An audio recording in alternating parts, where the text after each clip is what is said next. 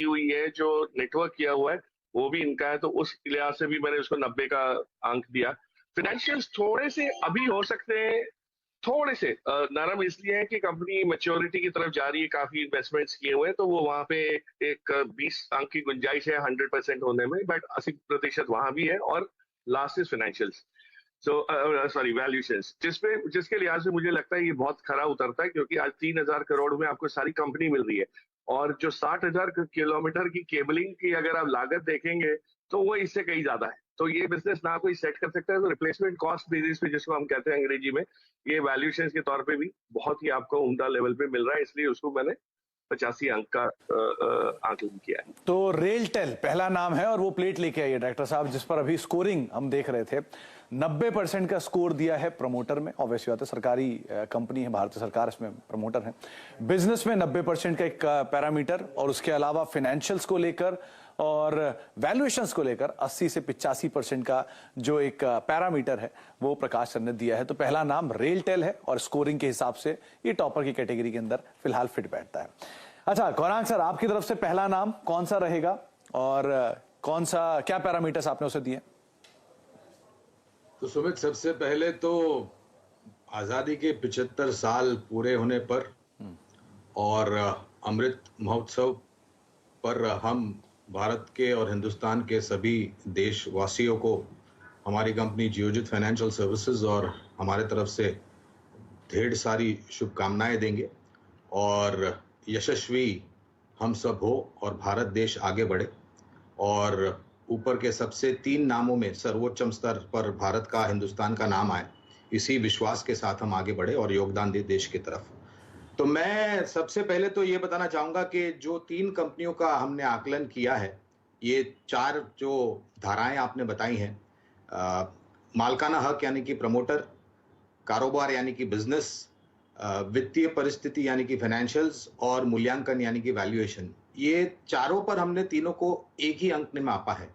यानी कि प्रमोटर पर हमने 100 में से 100 दिए हैं, कारोबार को लेकर के 100 में से 80 अंक दिए हैं, वित्तीय परिस्थिति फाइनेंशियल पर भी हमने 100 में से 80 अंक दिए हैं, और मूल्यांकन वैल्यूएशन पर भी आप देखने जाए तो हमने 100 में से 80 अंक दिए हैं। तो सबसे पहली कंपनी जो होगी वो है केमिकल, स्पेशलिटी केमिकल्स से क्षेत्र से जुड़ी हुई कंपनी, जिसके तिमाही के नतीजे अभी हाल फिलहाल आए थे। बहुत ही शानदार नतीजे थे, हमारे उम्मीद के काफी ऊपर आए थे। नाम है टाटा केमिकल्स लिमिटेड। तीसरी सबसे बड़ी सोडा ऐश बनाने वाली कंपनियां हैं, और इनके जो उत्पादन क्षमता है वो 13 जगहों पर पूरे देश में और विश्व भर में फैले हुए हैं।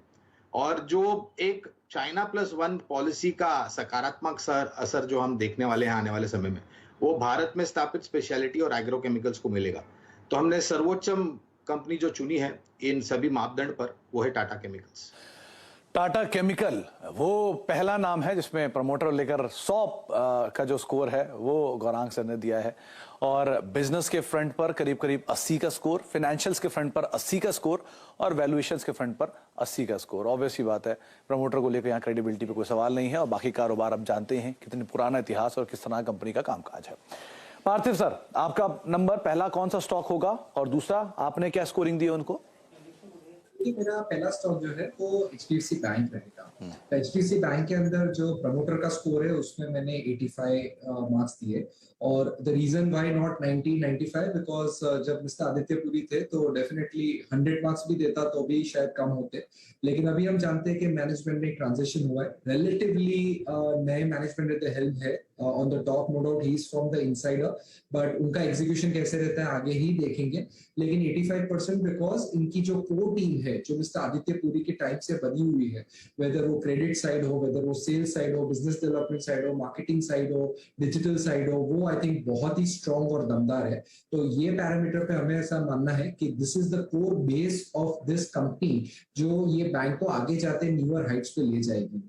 दूसरा, बिजनेस की बात करो तो बिजनेस के अंदर 90% हमने मार्क्स दिए, एंड द रीजन भी कि हम जानते हैं कि पिछले इतने सारे सालों से ये जो बैंक है उसने कभी भी कोई बड़ा एनपीए के अंदर कोई बड़ा एक्सीडेंट नहीं दिखाया, वेदर वो कॉर्पोरेट लेंडिंग साइड हो, होलसेल लेंडिंग साइड हो, रिटेल लेंडिंग साइड हो, उन्होंने कभी भी उनकी जो एसेट की क्वालिटी है उसकी जो मर्यादा है वो कभी भी पिछले और कोई भी बैंक से अगर हम कंपेयर करें तो they have had a very very stable performance. और क्रेडिट कॉस्ट भी एक पैरामीटर के हिसाब से अगर हम देखें तो बहुत ही शानदार तरीके से उन्होंने ये क्वालिटी मेंटेन की है। आरओई हो, आरओए हो, तो हर एक पैरामीटर पे ये बैंक बहुत ही अच्छा कर रही है। और हमारा ऐसा मानना है कि आगे जाते जैसे एचडीएफसी लिमिटेड के साथ इसका मर्जर होता है जो होने में करीबन 2 साल जितना लग जाएंगे, तो आई थिंक ये लोग डिजिटल पे भी ज्यादा फोकस करेंगे और एक बहुत बड़ा बैंकिंग पावर हाउस बनने जा रहा है। तो ये भी एक रीजन है कि जहाँ पे मुझे लग रहा है कि बिजनेस विल चेंज मल्टीफोल्ड, जो शेयर होल्डर्स के लिए बहुत अच्छा रहेगा। फाइनेंशियल्स की बात करें तो मैंने काफी पैरामीटर्स पे बताया कि हमने यहाँ पे इसको 95% मार्क्स दिए। एंड द रीजन बीइंग कि इसकी जो बैलेंस शीट की क्वालिटी है वन ऑफ द बेस्ट है। इसकी जो बुक वैल्यू है हमेशा मार्केट में ट्रस्टेड रहती है, कभी भी यहाँ पे कोई एक्सीडेंट्स हमने सुने नहीं है in terms of asset quality. तो फाइनेंशियल फ्रंट ऊपर पे डेफिनेटली बहुत अच्छा कर रही है। लास्ट में वैल्यूएशंस यहाँ पे 85 मैं मार्क्स दे रहा हूँ। पिछले 3 साल में करीबन ये बैंक ने इतना खास परफॉर्मेंस या आउट परफॉर्मेंस नहीं किया। वन रीजन बीइंग कि एफआई का सेलिंग काफी हावी रहा है, लेकिन यहाँ पे एट 630 बुक वैल्यू जो ये बैंक की है, यहाँ पे 2.3 प्राइस टू बुक पे मल्टीपल पे अवेलेबल है। तो ये मेरे हिसाब से बहुत ही अट्रैक्टिव है बिकॉज हिस्टोरिकली ये 3 के ऊपर के प्राइस टू बुक मल्टीपल पे ये बैंक रहती है। तो वैल्यूएशंस भी बहुत अट्रैक्टिव है और आने वाले समय में मेरा ऐसा मानना है कि ये बैंक इन्वेस्टर्स के लिए बहुत अच्छा परफॉर्मेंस दे सकता है। इनफैक्ट ये बात तो सही कही, किसी भी तरह का एनपीए एक्सीडेंट पिछले कई सालों में इस बैंक